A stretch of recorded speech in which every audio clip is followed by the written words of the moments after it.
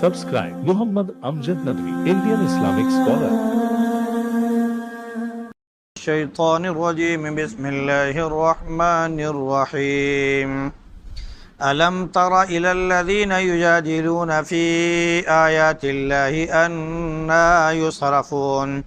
الذين كذبوا بالكتاب وبما أرسلنا به رسلنا فسوف يعلمون إذ الأغلال في أعناقهم والسلاسل يسحبون في الحميم ثم في النار يسجرون ثم قيل لهم أين ما كنتم تشركون من دون الله قالوا ضلوا عنا بل لم نكن ندعو من قبل شيئا كذلك يضل الله الكافرين ذلكم بما كنتم تفرحون في الأرض بغير الحق وبما كنتم تمرحون ادخلوا أبواب جهنم خالدين فيها فبئس مثوى المتكبرين.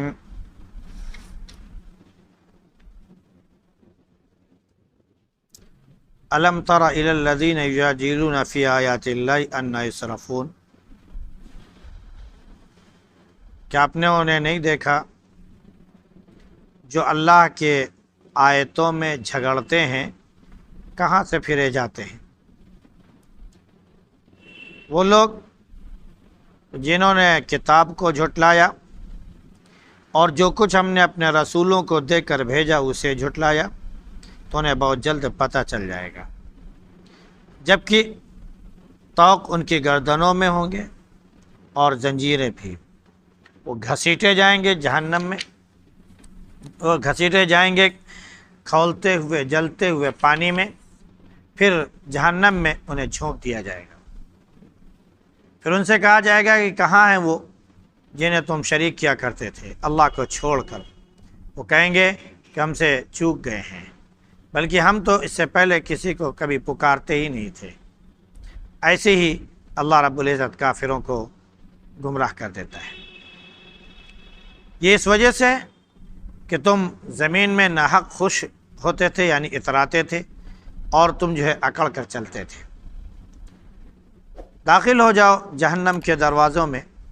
اس میں ہمیشہ ہمیشہ رہنے کے لیے. تو یہ متکبروں کا ٹھکانہ بہت برا ہے.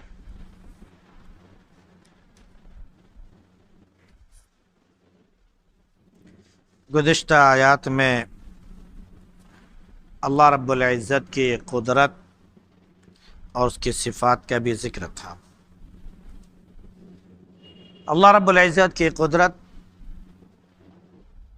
اس بات پر تھی کہ اللہ نے انسان کو مٹی سے پیدا کیا، پھر نطفے سے، پھر خون کے لتھڑے سے، پھر ایک بچے کی شکل میں اسے ماں کے پیٹ سے باہر نکالا. پھر وہ بچہ عقل مندی کی عمر کو بھی پہنچا، پھر وہ بڑھاپے کو بھی پہنچا. بعض لوگ ایسے ہوتے ہیں جو ماں کے پیٹ میں ہی ختم ہو جاتے ہیں، بعض ہیں جو پیدا ہونے کے بعد ختم ہو جاتے ہیں، بعض جوانی کو پہنچنے کے بعد ختم ہوتے ہیں، بعض بڑھاپے میں، وغیرہ وغیرہ. تو یہ سب اللہ رب العزت نے اس لیے کیا تاکہ انسان کی سمجھ میں آ جائے، کیونکہ وہی زندگی اور موت کا مالک ہے. وہ جب کسی چیز کا فیصلہ کرتا ہے تو بس کہتا ہے ہو جا، تو وہ چیز ہو جاتی ہے. اب آگے منکروں اور کافروں کا ذکر اور ان کا انجام بتایا جا رہا ہے. سب سے پہلے تو کافروں کا ذکر اس طرح کیا گیا کہ یہ لوگ ذرا دیکھیے جو اللہ کی آیتوں میں جھگڑتے ہیں، یہ حقیقت میں یہ گمراہ لوگ ہیں، یہ بہک چکے ہیں، اللہ کے راستے سے بھٹک چکے ہیں.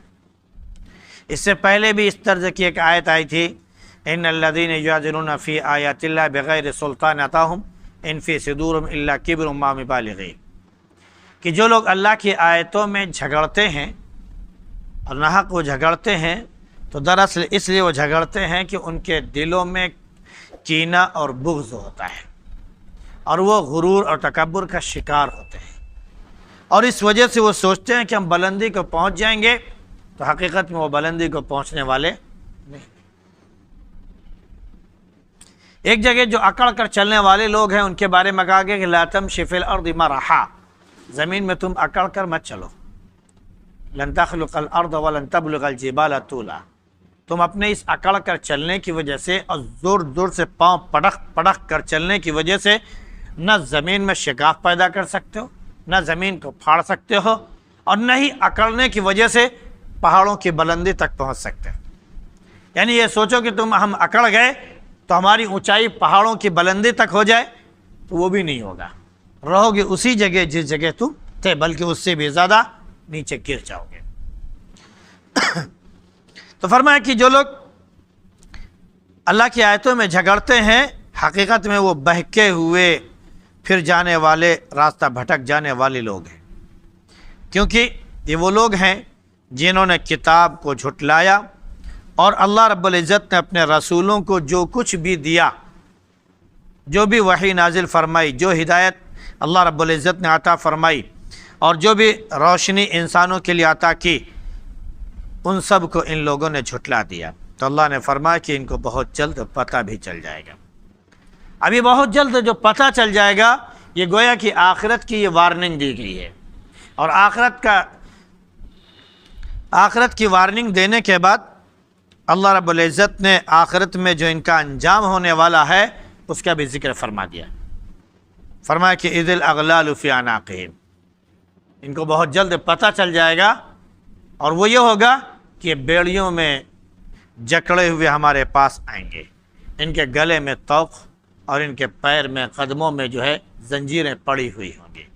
اور فرشتوں کے ہاتھ میں وہ زنجیریں فرشتوں کے ہاتھ میں ہوں گی، وہ طوق فرشتوں کے ہاتھ میں ہوں گے، وہ ان کو کھینچتے ہوئے یسحبون فی الحمیم، کھولتے ہوئے پانی میں لے آئیں گے۔ یعنی ایک طرف یہ کہ پانی جل رہا ہو، صرف اس میں ہاتھ پڑا ہوا ہو تو اس کی تکلیف اپنی جگہ ہوتی ہے، لیکن اس کھولتے ہوئے پانی میں جب حرکت دی جائے، ادھر سے ادھر کھینچا جائے،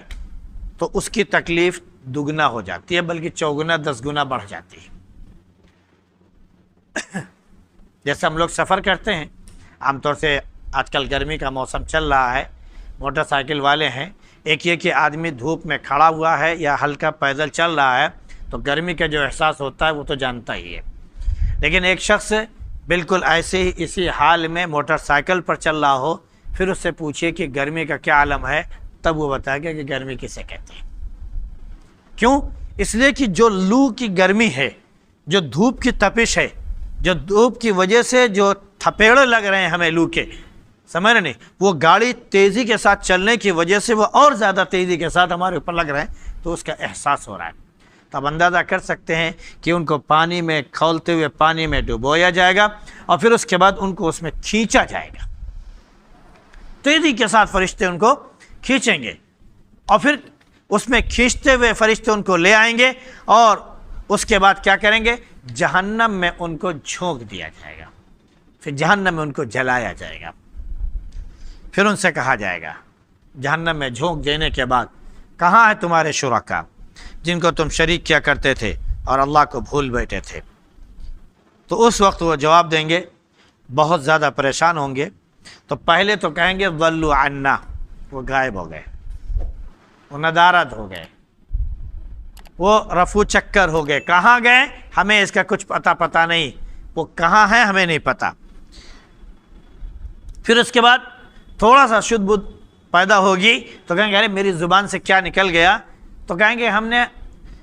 دنیا کی زندگی میں کبھی شرک نہیں کیا، کسی غیر کو ہم نے نہیں پکارا تھا،